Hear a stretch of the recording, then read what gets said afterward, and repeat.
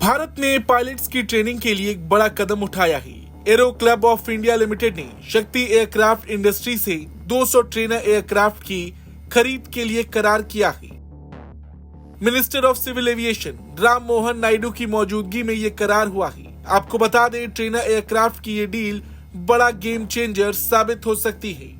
शक्ति aircraft industries ने Austria की डायमंड कंपनी से जॉइंट वेंचर किया है। आने वाले वक्त में ये दोनों कंपनियां मिलकर इस एयरक्राफ्ट का निर्माण करेंगी।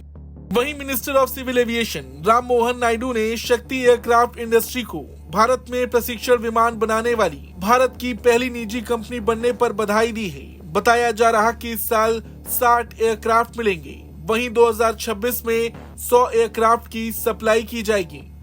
देखा जाए तो भारतीय सिविल एविएशन इंडस्ट्री ने पिछले कुछ सालों में नई ऊंचाइयों को छुआ है। भारत मौजूदा वक्त में सबसे ज्यादा पैसेंजर को ढोने वाली दुनिया के देशों में तीसरे नंबर पर है।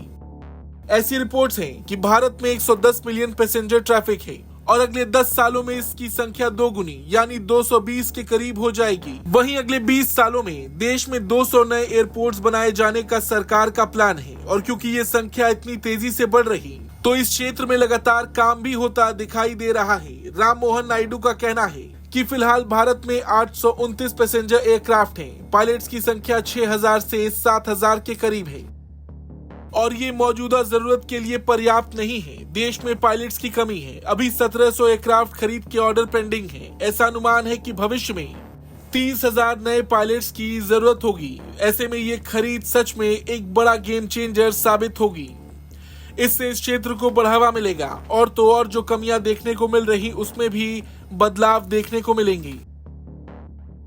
ये समझौता भारतीय उड्डयन क्षेत्र में एक नई दिशा की ओर इशारा करता है। इससे न केवल पायलट्स को बेहतर ट्रेनिंग मिलेगी बल्कि ये भारतीय विमानन उद्योग को भी मजबूती प्रदान करेगा। वहीं arrow club of India limited के अध्यक्ष ने इस मौके पर कहा, हमारे लिए ये गर्व की बात है कि हम भारतीय उड्डयन उद्योग को और सशक्त बना रहे हैं। शक्ति एयरक्राफ्ट इंडस्ट्री के साथ ये करार हमें इस क्षेत्र में नए अवसरों को मार्ग प्रशस्त करने में मदद करेगा। कुल मिलाकर ये करार भारतीय विमानन और रक्षा उद्योग के भविष्य के लिए एक सकारात्मक संकेत है, जो न केवल आत्मनिर्भरता की ओर बढ़ने में मदद करेगा बल्कि भविष्य में रोजगार के नए अवसर भी उत्पन्न करेगा। 200 ट्रेनर एयरक्राफ्ट के लिए जो करार हुआ उस पर आपका क्या कुछ कहना है, कमेंट करके जरूर बताएं। ब्यूरो रिपोर्ट, भारत तक।